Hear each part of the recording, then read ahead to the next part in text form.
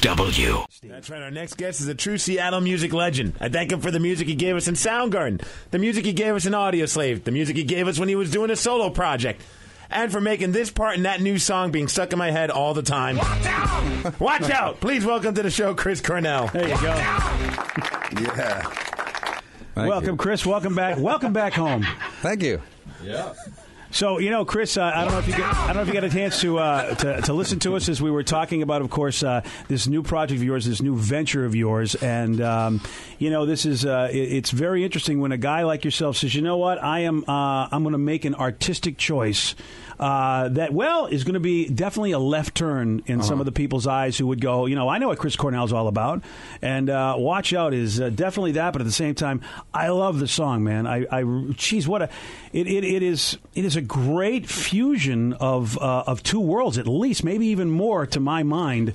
Yeah, it is more. I don't know. I think I heard somebody mention something about Walk This Way, which is like that's the meeting of two worlds. Let's put rock and hip hop together. So what you had kind of a hip hop beat based on an Aerosmith song, and then some rapping the lyrics, which were the original lyrics, and then some fuzzy guitars. And that's kind of what people think of when they think of the fusion of like rock and hip hop, is basically hip hop beats with fuzzy guitars and a guy maybe singing instead of rapping. But this isn't that.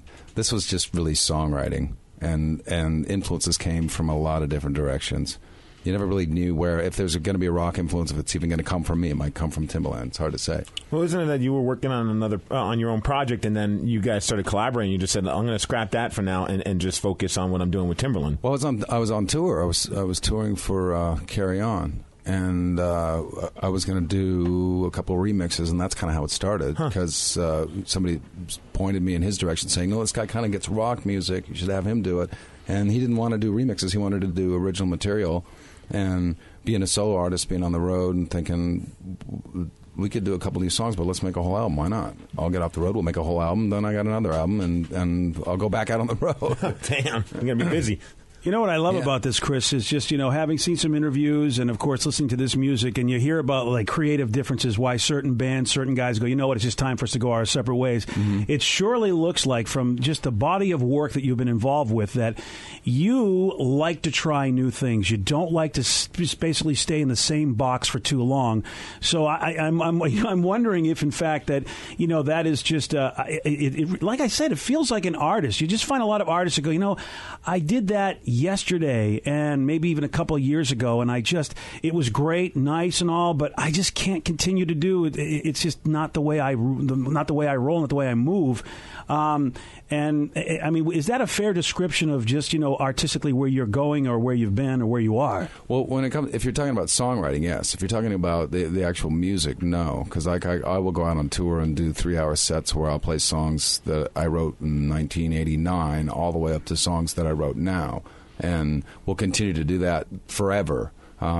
It's not like I'm thinking I wrote this music or made that album and now it's part of my history and I'm not going back there. And I'm not going to be ever one of those people that comes out and says I'm only doing what I do now and everything in the past I don't like anymore. And which I think it's so cool of you that you do, because I've seen you a few times doing the solo stuff, and when you whip out like an old Soundgarden song or even a Temple of the Dog, Audio Slave, or even the stuff that you did on your first solo album, or even like Seasons, and it's just like, wow, okay, at least we're not crazy for thinking these songs are still awesome and these songs are still relevant, because some artists do make you feel like, wow, I'm done with that, and I'm beneath playing those songs. It's beneath me to play those songs, and I always think that's so dumb. I actually, when I think about some of the arrangements, like the arrangement on Loud Love, which was 1990. When I'm trying to relearn that and bring that out, realizing that's a complex arrangement. That's like an actual. I'm sort of surprised that I actually wrote that song that long ago. I remember seeing the video. Playing it. I remember seeing the video on Headbangers Ball and just being like, "This is nothing like any other metal band that's being played on Headbangers Ball." I hated the video. I hated that. That was no fun. That was awful. That was like, we were making like videos with a few $100s and one guy and a camera, and that was our first, like, now we're on a major label, and we walk into the room and there's catering and there's 50 people and nobody's really doing anything. And it costs a lot of money for back then, and and then we saw the video, and it was awful. It was like, I'm still embarrassed by that video. That is classic. I mean, when you think about it, because sometimes the big glossy involvement of the big machine doesn't always make it better. Well, we didn't really get it. We came from kind of an indie world, and it just was different. It didn't make any sense to us, especially the part where, and this is, I think, why the record business is in trouble now, is because they've just spent so much money that they didn't need to spend all the time on stuff that didn't matter, and just kind of making a ton of money and throwing it out there and throwing it away. And now, like, it's sort of an exciting time now because record companies can't really afford to do that anymore. So they're just they're sort of focusing on what the important stuff is, and the artist and the band can actually reach their audience all over the world very easily on the internet. Yeah, MySpace has proven that. I mean, definitely has proven that you're absolutely right. The people who are going to love what you do, you cut out that very fat and bloated middleman. Yeah, that middleman has leaned up considerably. Yeah. Steve actually just pulled up the Loud Love video from, you talk about MySpace, you got YouTube, everything is available all the time, but you said you're obviously not that proud of that video. Is there one that you really think that we really hit it out of the park with this one? What's your favorite? Well, near that, we did Jesus Christ Pose, where it was we kind of came up with all the ideas. Yeah. And so it was a little more like us.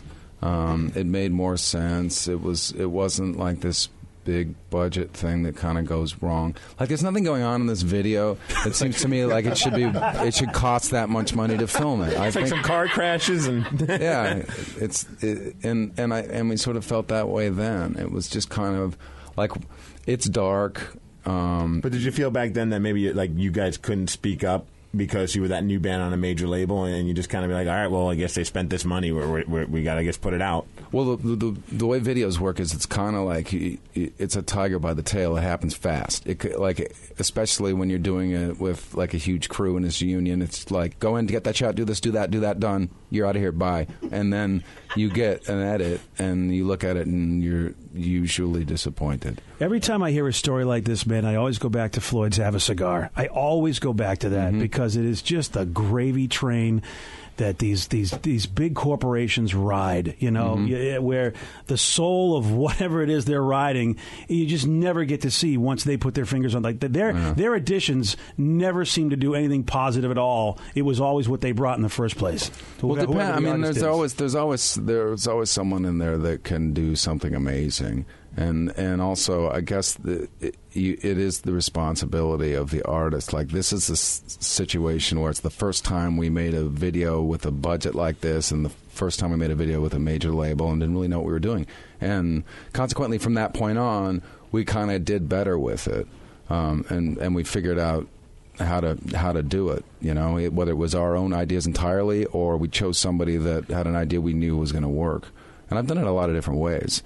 I think the Black Hole Sun video was a great video, and basically that was just reading Howard Greenlaw's treatment and thinking, if he can actually pull this off, this will be fantastic. Because they don't always read good. Someone's idea doesn't read good. If I would have read Smells Like Teen Spirit and said, okay, you're going to be in a gymnasium and you're going to play to the kids at school, and that would look ridiculous. But it's a fantastic video. And then Audioslave, we did one, Show Me How to Live, where I actually bought the rights to the film Vanishing Point that was released in 1973, I think. And it was one of my favorite movies from a kid.